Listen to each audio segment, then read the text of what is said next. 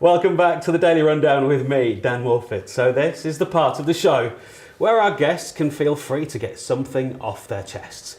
It could be a rant, it could be a call to arms, or a chance to praise something great in their lives at the moment. They are back for their something to say.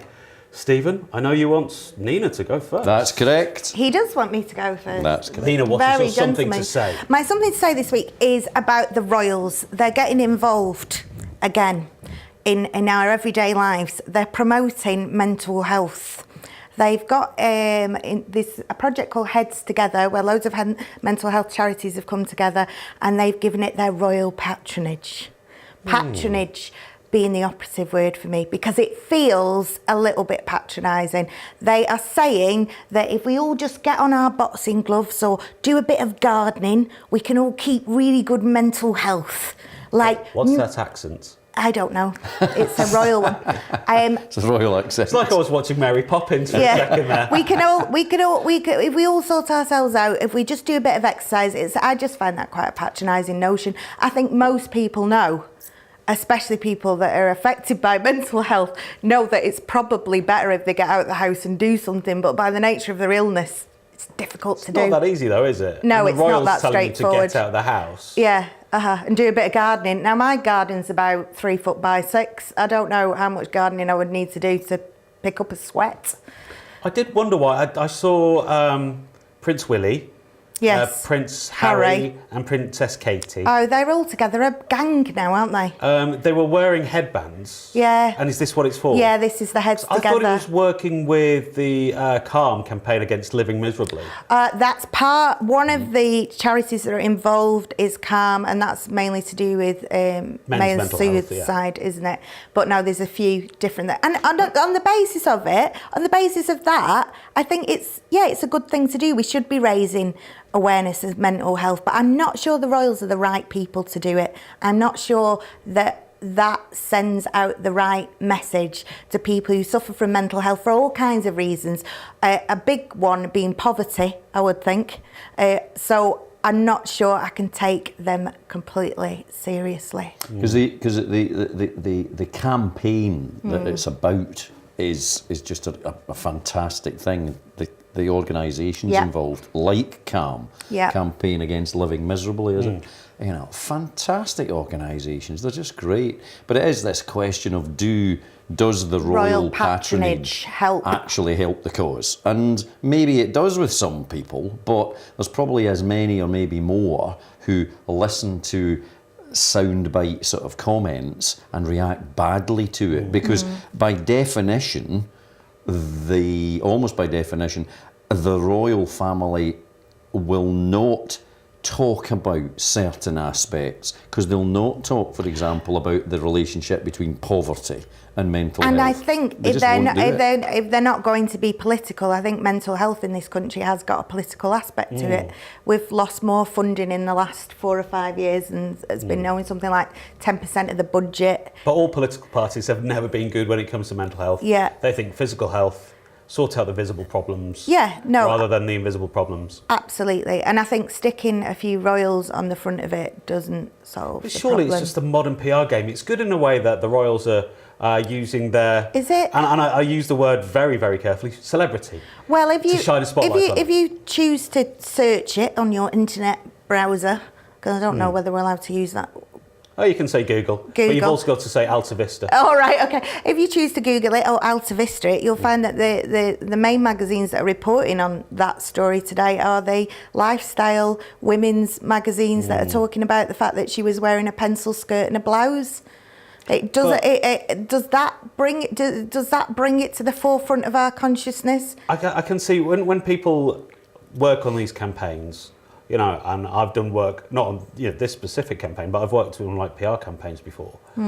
And rather than getting the message out there and making sure that it's the words that are important and the action after it, some people's whole success in their job is deemed on how many column inches they can get and with how big a celebrity. And whether or not you like them or not, the royals are pretty big on celebrity. They're like AAA celebrities. They seem to be becoming more they seem to be coming into my consciousness, is that a word, more recently with the Invictus Games and everything. I just feel like we're going to be having I'm a Royal, get me out of here. But we've had... I think I don't like the Royals being used in the cult of celebrity. We've had the Invictus Games, and then a couple of days after, we've got them supporting another cause. It's either support one cause or don't support anything. Yeah. But I don't think we will be having a Royal TV programme like that. Do you remember It's a Royal Knockout? 1987. I think it's been buried. Classic. A classic. The Republicans thought, this is our moment. Yeah. You know what you would have needed? A pipe and a mobile phone. Let's go on to Stephen's something to say. Mine follows on in the sense that there's a royal connection. Okay. In particular, Prince Charles has just been speaking over recent days at an international conference on... The Future King. The Future King, the very Prince Charles, not any old Prince Charles, that one, yeah. And he was talking about how he runs his farms because he's a big farmer. He's a big farm owner, maybe, rather than manager. Anyway, and he announced to this international conference of esteemed scientists and medical people that he feeds his animals homeopathic pills. Excuse me? Homeopathic pills are, in case anyone doesn't know, sugar pills that have absolutely nothing of any medicinal... A cow is suggestible to the placebo effect. This is the point on homeopathy. The only way it works is because it's a belief. It's a placebo. You're taking something, therefore you think it's having an effect. Maybe, therefore, occasionally it does. But don't pretend it's a medicine. Isn't the thing with homeopathy?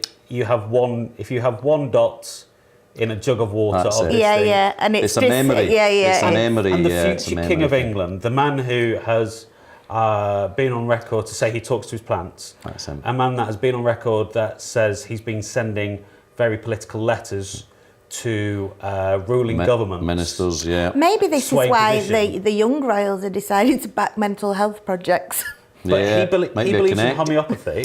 Yeah, he does. Does this make for his humans pigs as well as presumably organic? Talks? Yeah, and I bet they're really expensive when you buy them because not only are they free range, but they've been treated homeopathically. That's got to be a selling point. Yeah, his point was that he uses them as a way of reducing the level of antibiotics being fed to the cattle, but.